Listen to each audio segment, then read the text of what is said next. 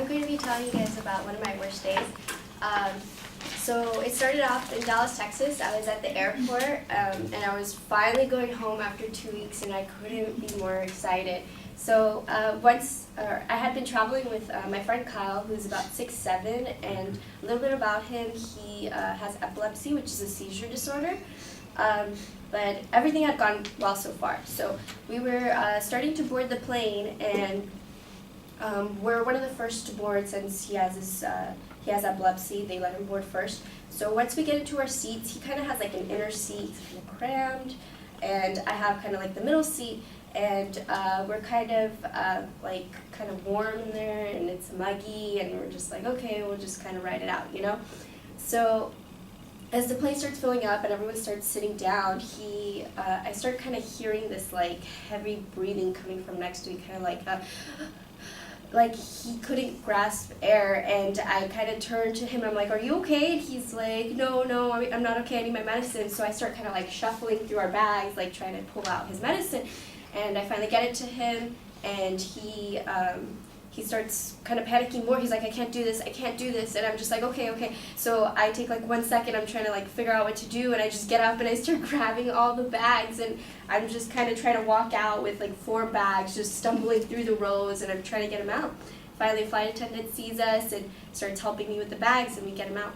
So he sits, and we kind of like, okay, we'll just like give him some time, you know, and then maybe we could get on the next flight or the flight after. So a guy brings us some tickets, and he's kind of like, okay, well, I have 2 tickets, one for 12 o'clock and one for 5, but the 12 o'clock one is standby, so I don't know if you're going to be able to get on it. And but the 5 o'clock one, you should be okay. We have some good seats, some comfortable seats that he would be feeling better in. So I'm like, okay, that's great. So 12:25 comes around, and Kyle's feeling pretty good. So we go to the 12:25 flight, and I go up to the guy, and I just let him know what happened, and I asked him like, oh, do you know if there's going to be any seats available? And he's like, I don't know, sweetie. I'll let you know when it gets closer to the time. So I kind of just go sit down, and at this point I'm just like, okay, whatever. And I kind of don't say much to Kyle because I don't want to bring his mood down. I want to keep him feeling good.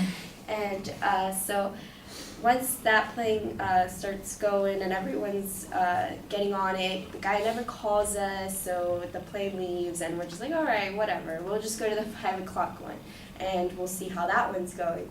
And so we go to the 5 o'clock one. I talk to the guy since it's still a bit early, and he gives us some better seats for him where he would be more comfortable. So we're like, oh, okay, great, you know, we're going to be on this flight, it's for sure.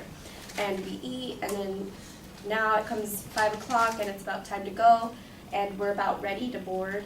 And so they start calling up people. We go up, and the lady's like, oh, why are you trying to board right now? And I'm just like, oh, he has epilepsy. He just likes to sit first, you know, and not have to worry about anything. So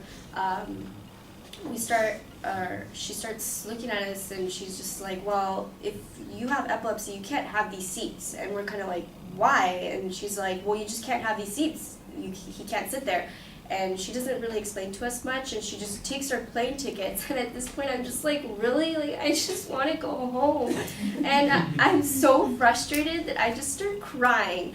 And she doesn't even try to help us, but like, we're just like, okay, well, like, can we still get on? And she's just like, oh yeah, let me see if I can figure something out. And she's like, you can come over here.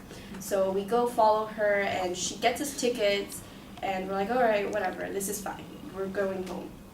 And at this point, we go back and try to board, and there's another lady, and she's just like, oh, why are you trying to board right now? It's group 4, you're not yet, and you don't go on yet. And we're like, oh, he has epilepsy. Like, didn't you just hear everything? Like, she was standing right there, grabs her tickets, rolls her eyes, and just scans it. And we're just like, all right, whatever. Let's just get on and go home.